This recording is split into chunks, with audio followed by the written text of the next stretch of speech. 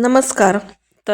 मनूच्या स्वयंपाकघरामध्ये आज आपण बनवतोय गरमागरम असं चिकनचं सूप. इथं आपण अजिनोमोटो वापरलेला नाहीये, त्याचबरोबर कुठलाही फूड कलर वापरलेला नाहीये. अगदी घरच्या साहित्यामध्ये आणि अतिशय पौष्टिक असं इथं आपण आज चिकन सूप बनवतोय. चव एकदम रेस्टॉरंट सारखी आणि बनवायलाही एकदम सोपं आणि 200 रुपयामध्ये पोट भरेल एवढं इथं आपण चिकन सूप आज बनवतोय. हे चिकन सूप कसं बनवलंय चला तुम्हाला दाखवते. काय काय साहित्य घेतले ते बघूयात. इथं मी 1/2 किलो बोनलेस चिकन घेतलं होतं. ते स्वच्छ धुवून घेतलं आणि मिक्सरला चालू बंद असं करून इथं त्या चिकनचा मी घरीच खिमा बनवून घेतलाय. 3 ते 4 चमचे कॉर्नफ्लॉवर घेतलंय, 1 अंड घेतलं, चवीप्रमाणे मीठ, त्याचबरोबर प्लेन नूडल्स घेतले तिथं. आणि आता भाज्यांमध्ये कोबी बारीक चिरून घेतलंय, थोडंसं गाजर बारीक चिरलंय, शिमला मिरची थोडीशी बारीक चिरून घेतली, अद्रक आणि लसूण ठेचून मग त्याला बारीक चिरून घेतलंय, कोथिंबिरीची देठ बारीक चिरून घेतली, 2-3 हिरव्या मिरच्या बारीक चिरून घेतले आणि कांद्याची पात बारीक चिरून घेतली. त्याचबरोबर 1 चमचा चिली सॉस, 1 चमचा शेजवान चटणी आणि 1/2 चमचा इथं काळी मिरी पूड घेतली आणि 2 चमचे इथं मी शेजवान सॉस घेतलाय. सगळ्यात अगोदर आपल्याला काय करायचंय, आपण जे हे प्लेन नूडल्स घेतलेत त्याला बॉईल करून घ्यायचे. त्याच्यासाठी मी इथं गॅसवर एका पातेल्यामध्ये पाणी गरम करायला ठेवलं होतं. पाणी आता चांगलं गरम झालं, त्याच्यात आता थोडंसं इथं मी मीठ घालून घेते आणि पाण्याला एकदम चांगली अशी आपल्याला उकळी येऊन द्यायची आहे. हे बघा, मीठ घातल्यानंतर पाण्याला चांगली अशी इथं उकळी यायला सुरुवात झाली. याच्यात आता आपण जे प्लेन नूडल्स घेतले होते ते नूडल्स आपल्याला या पद्धतीने इथं या पाण्यामध्ये घालून घ्यायचे. नूडल्स घातल्यानंतर पाण्याला चांगली अशी उकळी येऊन द्यायची आहे. हे नूडल्स शिजण्यासाठी ना 2 ते 3 मिनिटं लागतात. खूप पण आपल्याला हे नूडल्स शिजवायचे नाहीये, नाहीतर त्याचा पूर्ण गाळा होईल. हे बघा, 2 ते 3 मिनिटामध्ये हे जे नूडल्स आहेत हे छान व्यवस्थित असे शिजले गेलेत. इथं एकदा मी चेक करून बघते. या पद्धतीने हे बघा, हे असे कट झाले की समजायचं की आपले नूडल्स हे व्यवस्थित असे शिजले गेलेत. आता याला आपण एका चाळणीमध्ये गाळून घेऊयात. आता इथं मी जे आपले नूडल्स आहेत ते मी इथं गाळून घेते. सगळे नूडल्स इथं व्यवस्थित असे गाळून घेतलेत. आता आपल्याला काय करायचंय, याच्यावर लगेच गार पाणी घालून घ्यायचंय, म्हणजे जे नूडल्सची जी वाफ आहे ती पूर्णपणे थांबते आणि कुकिंगची जी प्रोसेस आहे ती पण थांबते. पाणी घातल्यामुळे काय होतं, म्हणजे जे नूडल्स आहे ना त्याचा गाळा होत नाही. हे बघा, या पद्धतीने मी पूर्ण नूडल्सवर गार पाणी घालून घेतलंय. आता हे नूडल्स आपल्याला एका कॉटनच्या कपड्यावर किंवा असंच चाळणीमध्ये 15 ते 20 मिनिटं आहे ना पूर्ण गार होऊन द्यायचे. कढई ठेवली, कढईमध्ये थोडंसं तेल घालून घेतलं.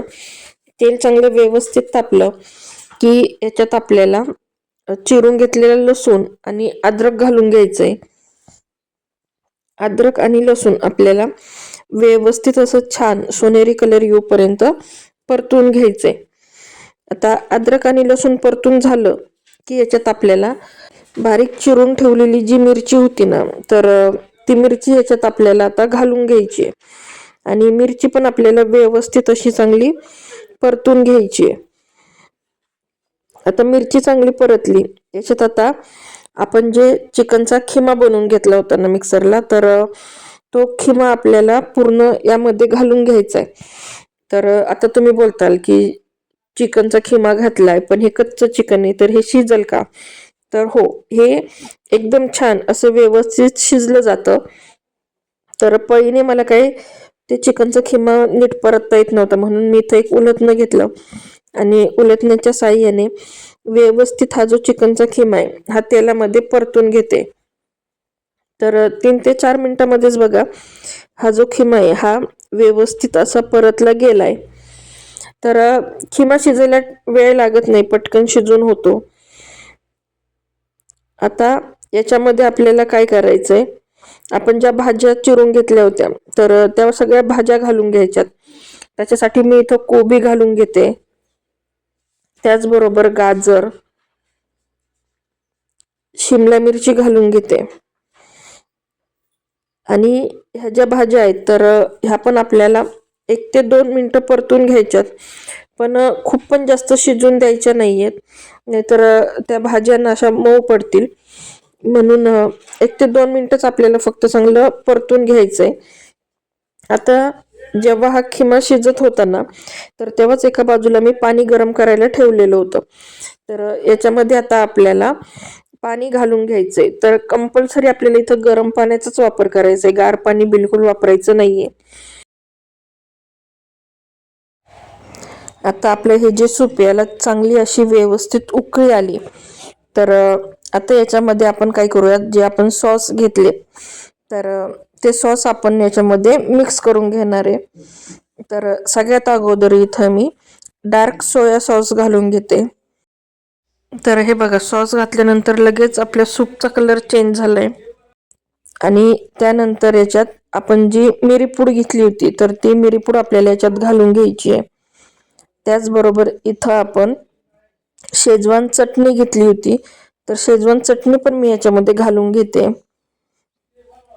आणि चिली सॉस घेतलाय तर चिली सॉस पण मी याच्यात घालून घेते. तर तिखट तुम्ही तुमच्या आवडीनुसार कमी जास्त करू शकता. म्हणजे जर लहान मुलं खाणारे असले तर कमी तिखट केलं तरी पण चालेल, आणि जर तुम्हाला एकदम तिखट हवं असलं तर थोडंसं सॉसचं प्रमाण याच्यामध्ये वाढवायचं, म्हणजे ते छान असं तिखट आपलं सूप बनतं.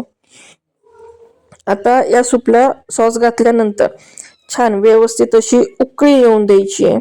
आता आपण जे एक अंड घेतलं होतं तर ते फोडून मी फेटून घेतलंय, आणि ते अंड मी आता या सूपमध्ये घालून घेते. तर आपल्याला अतिशय हलक्या हाताने हे अंड जे आहे तर ते सूपमध्ये मिक्स करायचंय. तर हे बघा, या पद्धतीने इथं मी ते अंड आपलं जे सूप आहे तर त्याच्यामध्ये मिक्स केलंय. तर आपलं हे जे चिकन सूप आहे ना तर हे अजून पण पातळ आहे. तर याला थोडासा घट्टपणा येण्यासाठी काय करायचंय, इथं आपण जे कॉर्नफ्लॉवर घेतलं होतं तर त्याच्यातलं 1 ते 1.5 चमचा इथं मी कॉर्नफ्लॉवर एका वाटीमध्ये काढून घेतलं, आणि त्याच्यामध्ये थोडंसं पाणी घालून त्याची पेस्ट तयार करून घ्यायची आहे. तर याच्या गिठळ्या राहून द्यायच्या नाही, एकदम छान अशी पेस्ट तयार करून घ्यायची. आणि ती पेस्ट आपल्याला या सूपमध्ये घालून घ्यायची, म्हणजे आपलं जे चिकनचं सूप आहे तर ते छान असं घट्ट होईल. तर इथं मी हे जे कॉर्नफ्लॉवरची जी आपण पेस्ट बनवली होती तर ती सगळी या सूपमध्ये घालून घेतली, आणि आता याला व्यवस्थित असं मिक्स करून घेते. आता हे जे सूप आहे तर हे बघा, याला दाटसरपणा यायला सुरुवात झाली आहे. तर याच्यात आता आपल्याला आपण जी बारीक चिरून ठेवलेली कांद्याची पात होती तर ती सगळ्यात शेवटी आपल्याला ही कांद्याची पात या सूपमध्ये घालून घ्यायची आहे, आणि पुन्हा एकदा याला व्यवस्थित असं चांगलं मिक्स करून घ्यायचंय. तर अशा पद्धतीने इथं आपलं चिकनचं सूप बनून तयार झालंय. पण आपली रेसिपी अजून संपलेली नाहीये, कारण आपल्याला अजून सूप बरोबर खाण्यासाठी जे नूडल्स लागतात तर ते नूडल्स तळून घ्यायचे. त्याच्यासाठी हे बघा, आपण जे बॉईल करून ठेवलेले नूडल्स होते तर ते खूप छान असे व्यवस्थित गार झालेत. तर याला मी आता एका ताटामध्ये काढून घेते. तर छान असे मोकळे झालेत. आता याच्यावर काय करायचंय, आपण जे कॉर्नफ्लॉवर घेतलं होतं तर त्याच्यातलं थोडंसं कॉर्नफ्लॉवर आपण सूप बनवताना सूपमध्ये घातलंय, आणि जे उरलेलं कॉर्नफ्लॉवर होतं तर ते आपल्याला या नूडल्सला या पद्धतीने लावून घ्यायचे, म्हणजे आपले नूडल्स छान असे मोकळे होतील.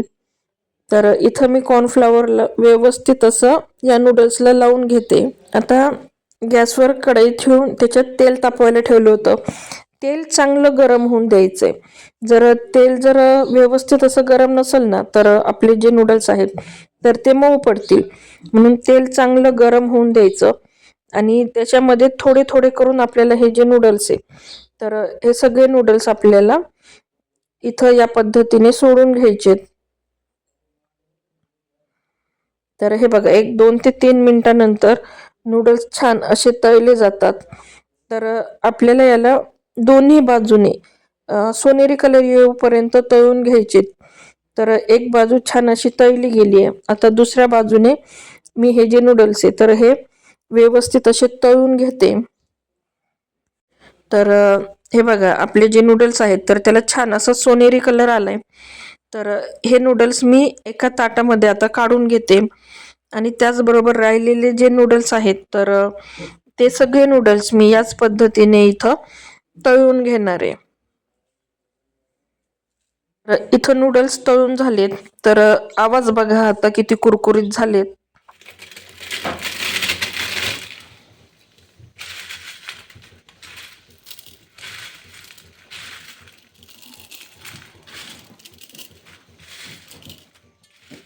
अशा पद्धतीने इथं आपलं चिकन मंचाव सूप आणि फ्राईड नूडल्स बनवून तयार झालेत.